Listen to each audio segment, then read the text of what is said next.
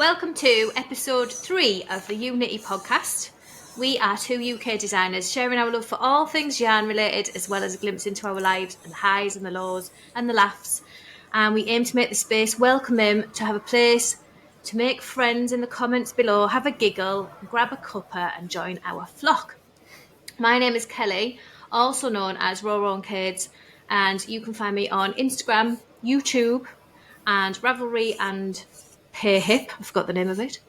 I specialise in lace work and mainly self-published, but I do pop up in magazines from time to time. And this is Jane and Bertie.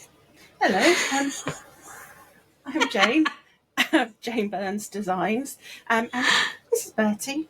Never worked with children and animals, and now beginning to see why. I live in the Midlands in the UK, and I design mostly children's garments, cute, quirky, fun things that make me smile whilst I design them. You can find my work on Facebook as Jane Burns Designs, Instagram, same, and also my website, janeburns.co.uk. Over to you, Kelly, in the studio. Oh, in the studio. Does that mean you're out and about in the field? I think Bertie wishes I was out and about in the field, but instead he sat on my lap hunting for cheesy treats. Honestly, it is definitely cupboard love. It is. I call him a belly on legs. Yeah. Oh, he's cute though. Yeah, He's cute. I do like his beard. This one. I wish mine was so refined. Yeah. So I forget every time to add in that intro, because I'm rubbish at intros, that you can find us on Facebook as EweKnitty Podcast, I think it is on Facebook, and Instagram as EweKnitty Podcast as well. I will drop the things below, what they are properly, because I'm rubbish. You're not as bad as me. I'm pretty sure that's what they are. I didn't get my own name right today. I promise you, I'm not in witness protection. That is actually who I am. Just slightly distracted by this ball of fluff. Be a bit mad to be in witness protection and put yourself on YouTube. It could be the ultimate cover, though, couldn't it? It could be. That's very it's not true. her, because she wouldn't. Absolutely, she wouldn't do that. Surely she wouldn't be that stupid.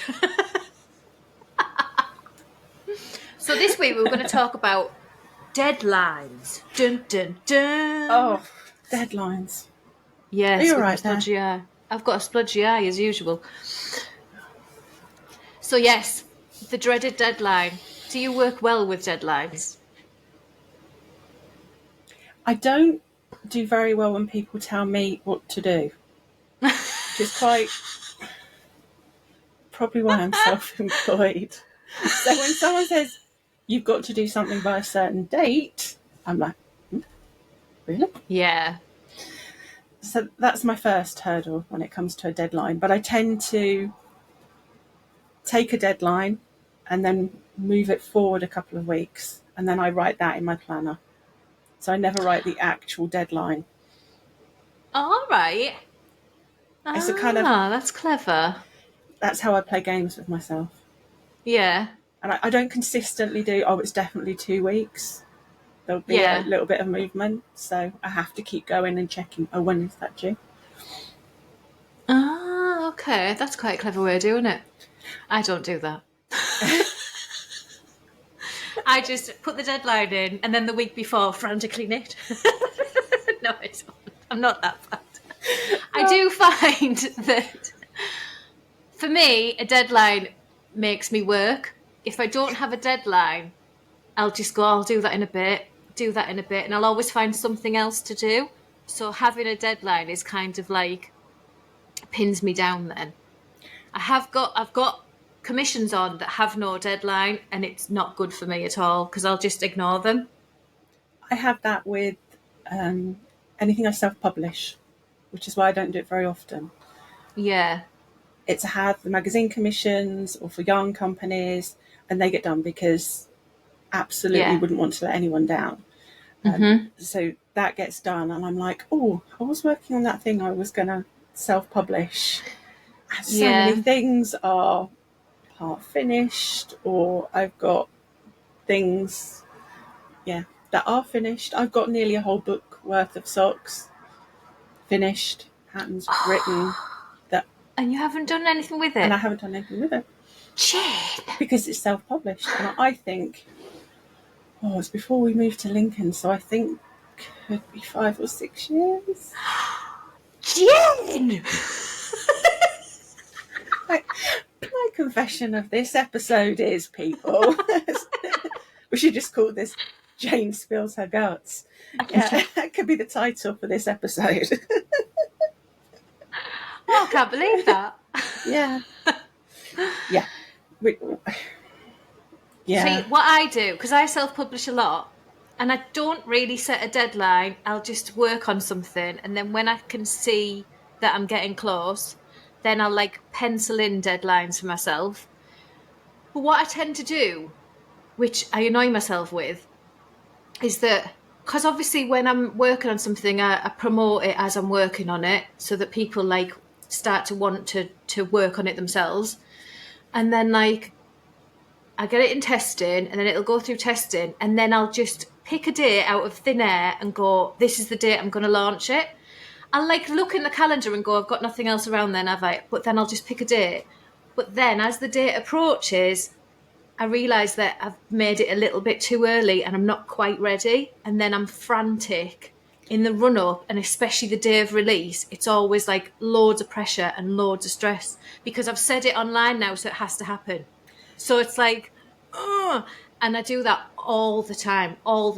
Every single release I think I've had over the last 3-4 years.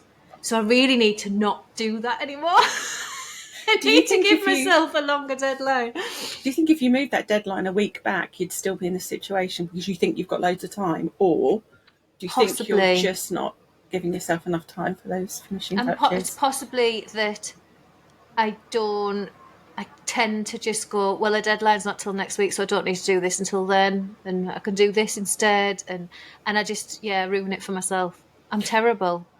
I do work better under pressure. I know that I work better under pressure, but the pressure is not good for me at the same time. So it's like, it's a double-edged sword. Dear. But for me, it's making up garments. I think, that will take a few hours, and it doesn't. It takes me pretty much one working day to do that. And I know that. I'm bad for that. But still, I think, I'm so close to finishing this. And I know. Do you do the thing where you like plan a day, but you go, right, so this morning I'm going to write that pattern up, then I'm going to photograph that one, then I'm going to upload this to this. Like there's 72 hours in a day. Like I do that all the time. And I'm like, where were you? Where was your head when you were writing this plan? Like the pattern is going to take all day. Never mind anything else that you're planning on doing. Yeah, I do that all the time. Yeah, I think that's why I get in a mess. Yeah. It's funny, isn't it? Yeah. You think, that's only going to take me an hour. And then like 5 hours later, you're scratching your head going, I don't know how to write the toe. You just got to learn to be kind to yourself. I know you tell me that all the time, and I'm really bad at it.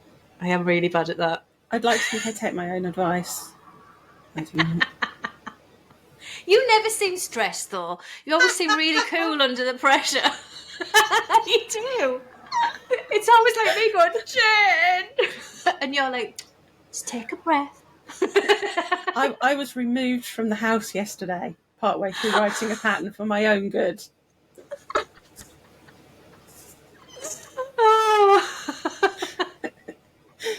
Doug appeared and said, have you taken a break recently? Yes.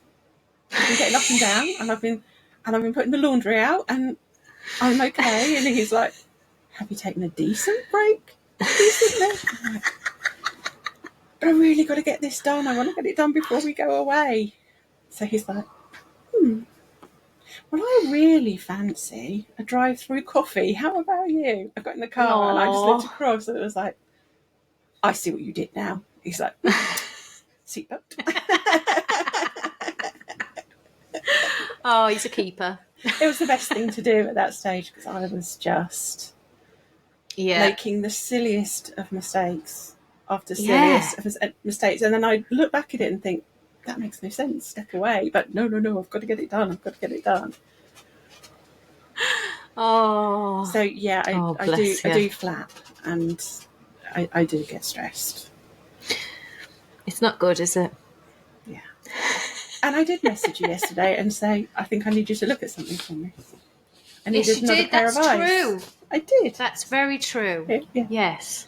That's me getting stressed and actually reaching out and asking someone else to help. So, little badge for me, taking my own advice. It's not just the knitting, the sample knitting and the pattern writing. That the deadlines for those that cause me stress. It's the getting the proposals in.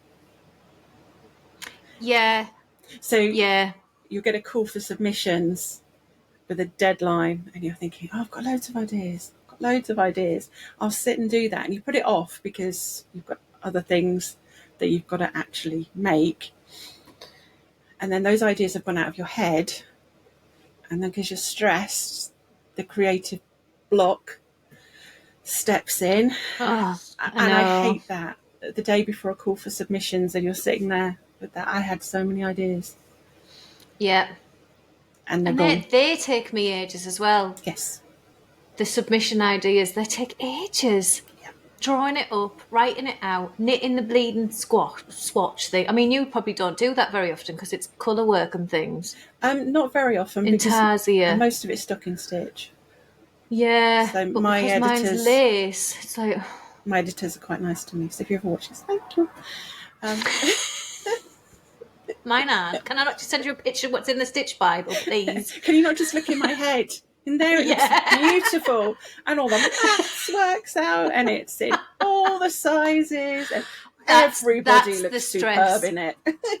That's the biggest stress for me. When you've sent something in and they're like, yes, we'll have that. And then you start working on it and you're like, how is this supposed to work again? And it doesn't work. Oh. Yeah. That's when I get really caught up in myself and I'm like, oh my God, and I get really, really... That's where, the few weeks ago when you rang me and you asked me if I was all right and I started crying, that's where I was. Because I'd handed in a sock to a magazine and it was not working out as it was supposed to. And I was like, I don't know how to do this. It was a stepping away situation though, wasn't it? It was. It just figure it. Took for you to talk through it and bounce off someone, and I am really grateful to have you for that. Yeah, I know 100%. There's someone there that I can talk these things through, and we'll go, have we thought about trying it this way? Yeah. Because that makes the world of difference. It really does, because a long time I didn't have that, and it was just, you just get so caught up in your own head. When you've got nobody to bounce off to go, no, just do it like this. Because they can see the simple route and you're trying to travel down the really difficult thorny bush route. and then imposter syndrome kicks in. Yeah.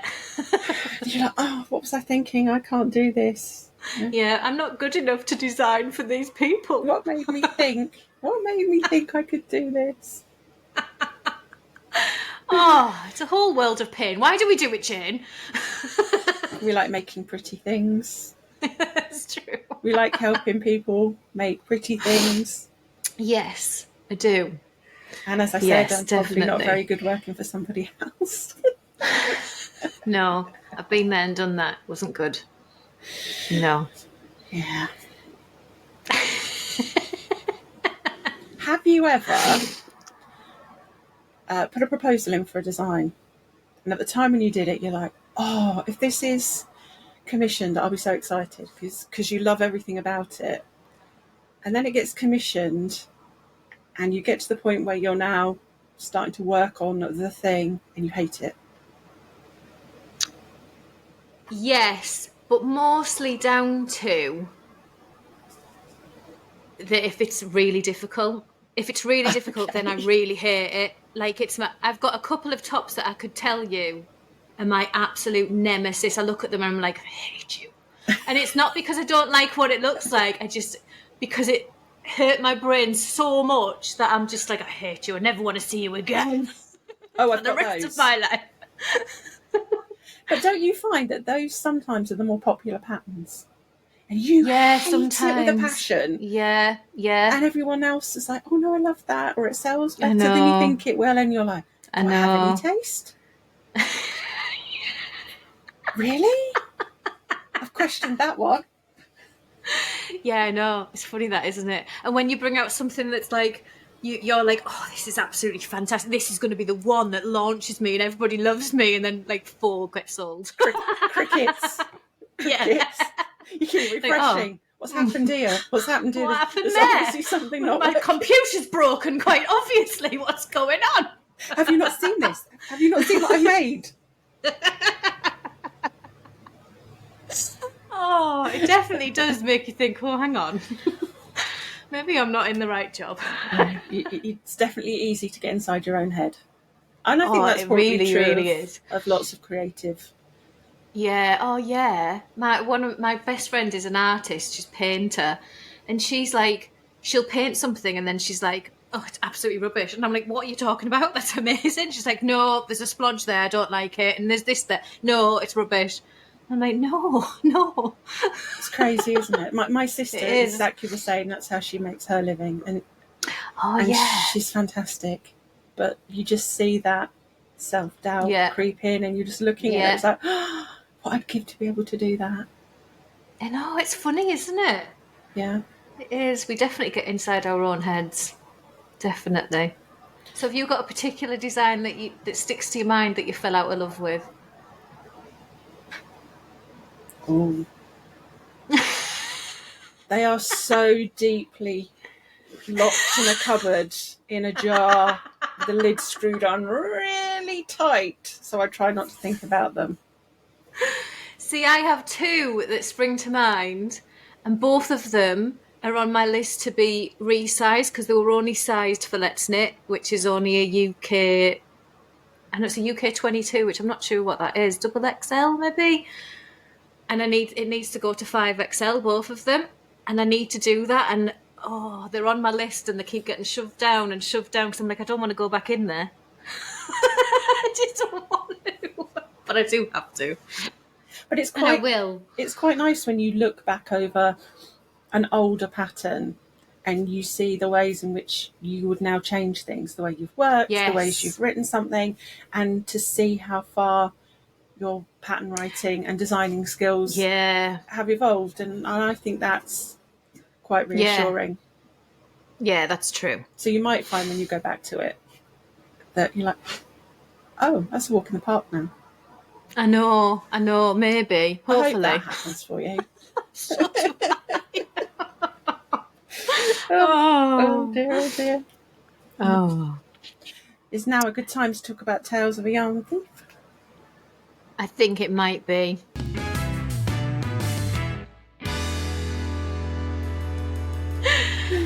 Okay, so Tales of a Yarn Thief. So we were talking a few weeks ago about how most people have a fluffy sidekick, and we wanted to see your pictures of your fluffy sidekick, maybe getting involved with your yarn or your knitting or your crocheting. And if you remember, me and Jane had shared pictures of our yarn thieves. I love that picture of Sansa. Sansa in amongst all that red. If you haven't seen it, go back to episode 2. Episode 1. It was episode 1. Episode 1. Yeah, she's there looking angelic, and every knitter's going to look at that and just see the yarn. I need to see a picture of Bertie with the armband round his nose. So as soon as you get that, find it. Yeah, I will have another look because it's a corker. That one. I did have the one with him with the start here tab sticking out. Did you swallow the whole ball? Oh, don't. Just pull from here. No, because I put everyone off their breakfasts when you know what happens when. And we just leave it there. But what we're going to do is, if you share your picture, you can share it on Instagram and tag us, which is EweKnitty Podcast. or we're going to put a comment in our Facebook page, and you can drop a picture in the comment section below the Facebook page post. We're going to pick our favourites by the end of the month, and the favourite one will win a pattern of your choice from either me or Jay. Nicely done. Yeah, not really, but never mind. So what's the Sorry, Kelly, go on. Go on, you all right? No, I was going to say, so I'm guessing it's all top secret stuff, but you've been working on anything that you can share? Not a dot. Can't share anything. Only my own knitting, but you don't want to see that. What are you working on for pleasure? What am I working on for? Actually, there's a pair of your socks, your Teasel socks. I've been working on them for a bit. I have to really concentrate hard on them, though. That lace pattern is not easy. So I'm like, it took me ages to knit one because I need to have specific times where I can sit and look at my phone and read the lace pattern. You read it off your phone? Yeah. Wow. Yeah, I have them all saved on my phone. I used to print them off, but do you print them off still? Yeah. Yeah. I used to print them off. But some I will, if it's a really extensive lace pattern, like for a top, and I've got to like cross it off. Yeah. Then I'll print it off and I'll just scribble all over it. But if it's just a sock or something, I tend to leave it on my phone, or just a top that's quite straightforward. I just leave it on my phone and read it off there. Yeah. Mm-hmm. I know. Yeah, I'm feeling like a dinosaur now. A lot of people use Knit Companion, don't they? Yeah, I mean, I know a few people who use that. I've toyed with the idea of doing it, but I think I'll just stick to my slate and stick or whatever I'm using currently. Your chalk. Blackboard and chalk. Yeah. So what about you? What are you up to? Anything exciting? Well, I finished all of Christmas. Yay! I mean, the knitting, not the actual event. So that's quite nice. Finish all the Christmas projects in time for my summer holiday. Oh, nice. Yeah. So where are you going on your holidays? I'm off to sunny Scotland, and it looks like it's going to rain. Lovely. And rain and rain. It's the British summer this year, isn't it? Yeah. So we went mad and bought a camper van a couple of months ago. And we've been kitting it out. We've had a few small trips to iron out any bugs and see what we're missing and see how things can work better. And then we decided to add an awning to the side of it. So drive-away awning. So it has to attach to the van, and then you have a living quarters that comes off the side. Oh, that's cool. Yeah, so yeah, it was quite hard work putting it up and quite fussy. So we're like, okay, we've had a practice now. We've had a dry run, and now I've seen the weather for Scotland, and it says rain and thunderstorm on the day that we have to put it up. Oh, no. So anyone that's in the Oban area might want to grab some popcorn and a chair and an umbrella and come and watch, because I think this is just... I think you need to set up a camera so we can all see. This is going to be something. And if our marriage survives this, we're good. Oh, I hope it's at least a little bit nice for you. I know you don't do summer anyway, but I hope it's at least a bit dry. Yeah, I mean, I don't mind it. It's just the idea of putting up this awning in a thunderstorm. Yeah. And my son and his partner are coming to stay with us for a couple of nights. Oh, nice. In said awning. So if it doesn't work... You have to make it leak-proof. Yeah, they're going to be in the camper with us. And, yeah. Oh, dear. Yeah, he's 6'3", 6'4". I don't make them small. And this is going to be up close and personal. Oh, dear. Oh, that should be fun. Wish me luck. Oh, you'll have a great time, though. Yeah, so I've already decided what I'm taking with me to knit. So I've got a couple of days of knitting. The site's on the seafront, so that's quite nice. So I'll be able to sit and knit and listen to the water. So that should be really good for my mental health. Yes, thunderstorms definitely. And awnings aside, it should be good. So, but I can't tell you much about it because I'm working on some commissions for a book, which is really exciting. And that is exciting. It is. So I'm going to be knitting away on one of those whilst I'm away. So that's all. Oh, good. Yeah. So you don't really knit for yourself, do you? No, I don't get a chance.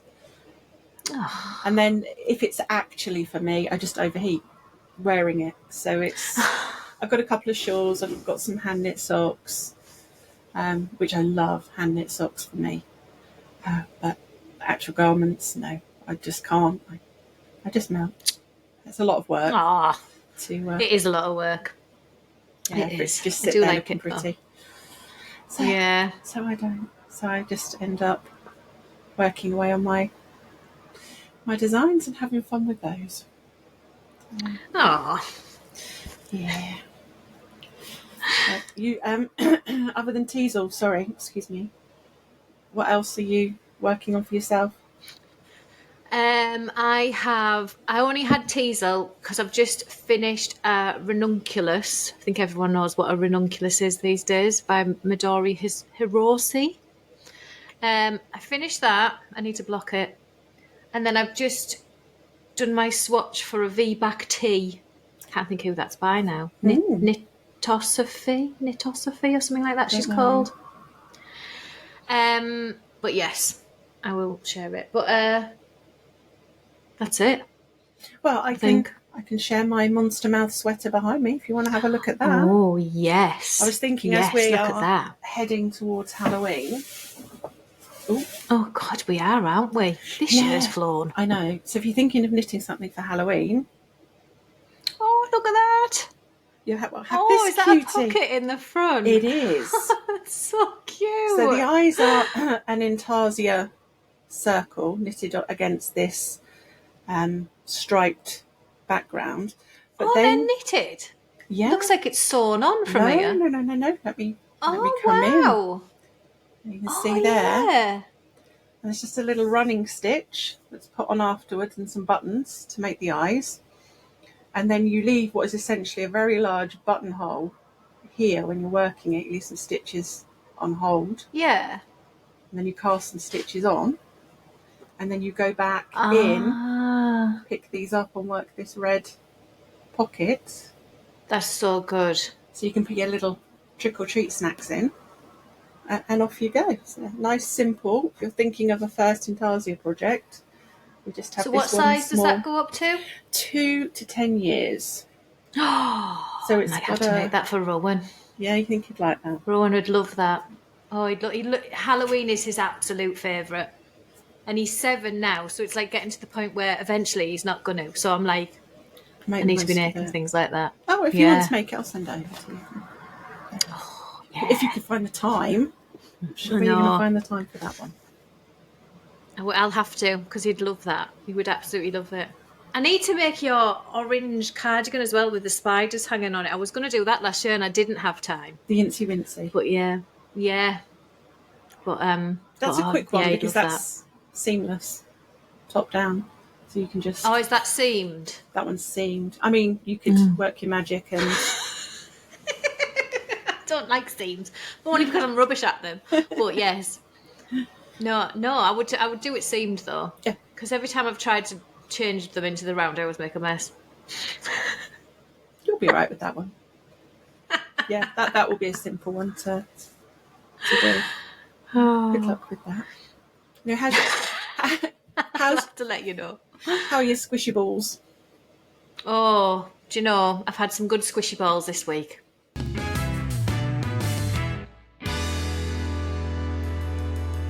You lucky girl. Oh. And Terry's not allowed to watch this episode, no? Oh. So what have we been working with this week, Jane? This week we have been looking at Cutie pie. And it's not, again, a euphemism for anything else. King Cole sent us some of their Cutie pie DK. Ta-da! Theirs, which is blowing out something terrible on my camera. But it is a really pretty, really soft. So what colour did you get? I have Blueberry Pie, shade 5380. Is this the same? Mine's blowing out as well. But I've got blueberry pie. That's a bit better, actually. Back from the Mine's camera. See, mine looks more green. Yeah, this It is more green in real life, isn't it? Yeah. Yours looks quite blue on camera, but it is quite a minty green colour, I would say. With splashes of blue and white, but it's got a slight sheen to it, and I think that's why the camera is just... that's why it's going pow. It is. It doesn't actually glow in the dark, this No, yarn. it doesn't. Although on camera it's currently looking like it does. I'll pop the stock photo up for you so you can see it properly of what the Cutie Pie blueberry pie is actually meant to look like. Yeah. Rather than burning your eyes, because it doesn't actually burn your eyes. It's 100% anti-pilling acrylic. Ta-da! 250 metres on a 100-gram ball. And I think it comes in 6 shades, all... Is it 6? Pastel-y, desserty shades, hence the blueberry pie. I think they all have dessert names, if I'm not mistaken. Oh, or I could just be making this up. Cool. Oh, you could. I could be making it up. We will confirm in the description box. I did have a little swatch with it. Yeah, I've done a few. I'm not sure then if this... Oh, actually, not too bad. So you can see it's kind of got this gentle variegation going on, not a striping. Yeah, it's really pretty. Not a pooling. It has got a nice stitch definition, which we will pop some photos up because the light is just bouncing back off that. Yeah. But I like working with it. It was nice and smooth. I did. Soft. It's silky, isn't it? Yeah. It's nice. Drapey. But not... Very nice for baby knits again, I think. Again, no squeak. Yeah, no squeak. No squeak. I did. Oh, look. Oh, wow, that is glowing. A garter? I know. Isn't it? Yeah. And I did a glowing cable. Look at them glowing cables. I know. And a glowing lace. Which way does this go?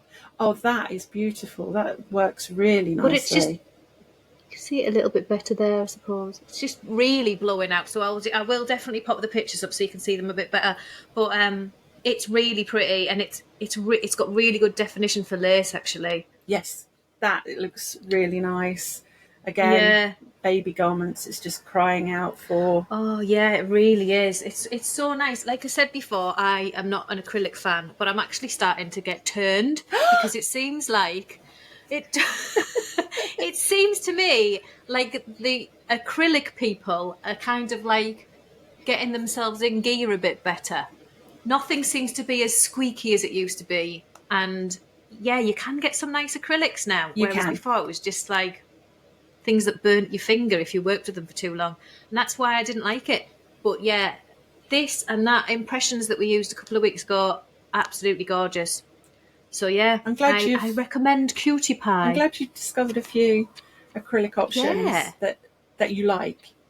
And it's changed your opinion on acrylic yarns, or most acrylic yarns that are coming onto the market now. They're definitely getting softer and less squeaky. And that I would definitely use this for baby knits 100% because it's really nice. It is really silky. But doesn't look like purest plastic either. No, it doesn't.